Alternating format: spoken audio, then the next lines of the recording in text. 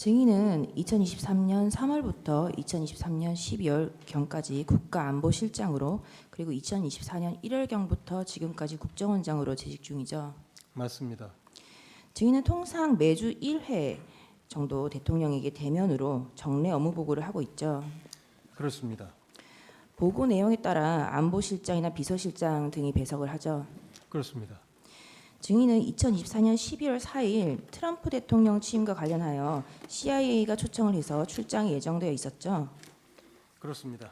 대통령도 증인이 미국에 간다는 사실에 대해서 알고 있었죠. 말씀드렸습니다. 네.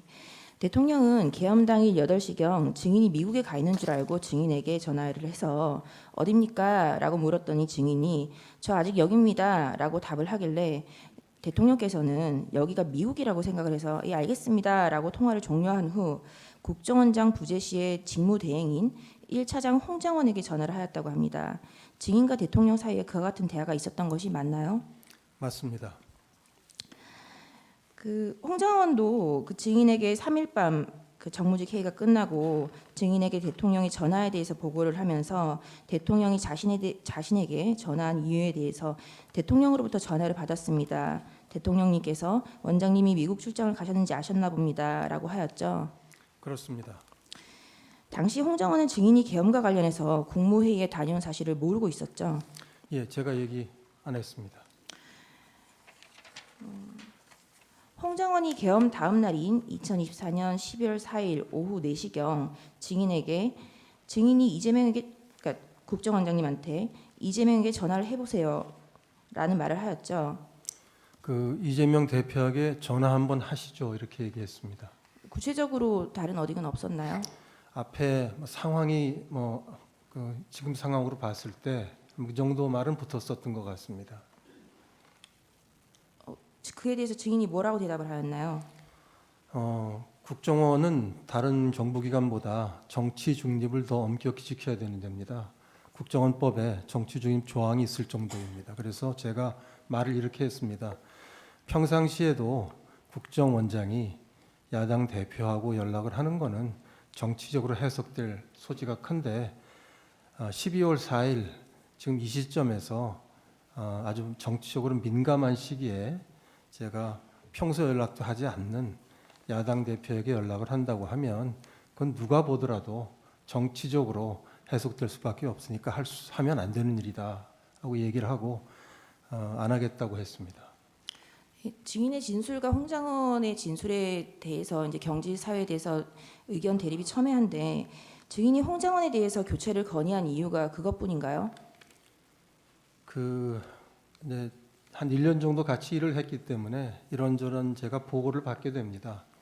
홍장원 차장의 장점도 있고 또 홍장원 차장의 단점에 대한 보고도 제가 받게 되는데 이런저런 이제 얘기들을 보고를 받기 때문에 또 저로서는 이제 한 1년쯤 됐습니다. 정무직들 임명된 지가. 그래서 홍장원 차장에 대해서 이제 모든 정무직에 대해서 인사 부분을 생각할 때고요. 그다음에 이제 여기서 자세한 말씀을 드리는 건 적절치 않다고 보지만 공식적인 기록에 남아 있는 거 한 가지는 말씀드릴 수 있을 것 같습니다.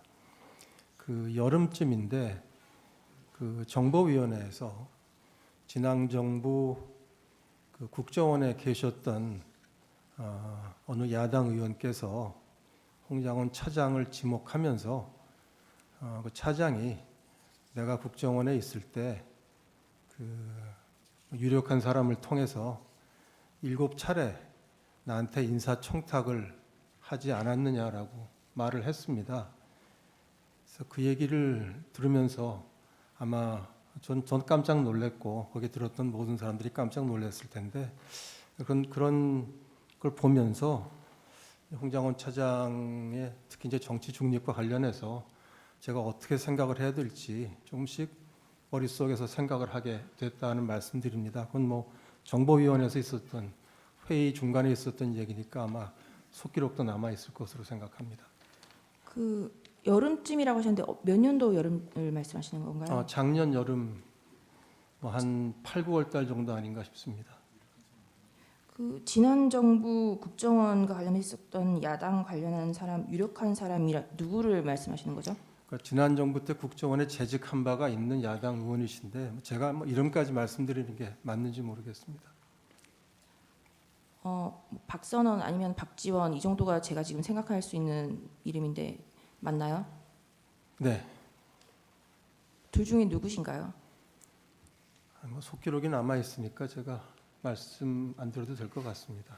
증인의 말씀은 그러면 홍정원 1차장이 박지원이나 박선원에게 인사청탁을 7차례나 했다라는 취지신가요? 네, 그렇게 야당 의원이 발언을 했습니다.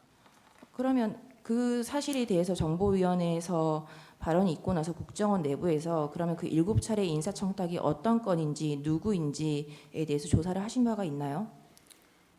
조사를 하지는 못했습니다. 왜요? 지난 정부 때 있었던 일인데 이제 정부가 바뀌게 되면 국정원에서 과거 정부에 있었던 일을 다 기록으로 남겨놓지 않기 때문에 사실은 조사하기가 좀 어렵습니다.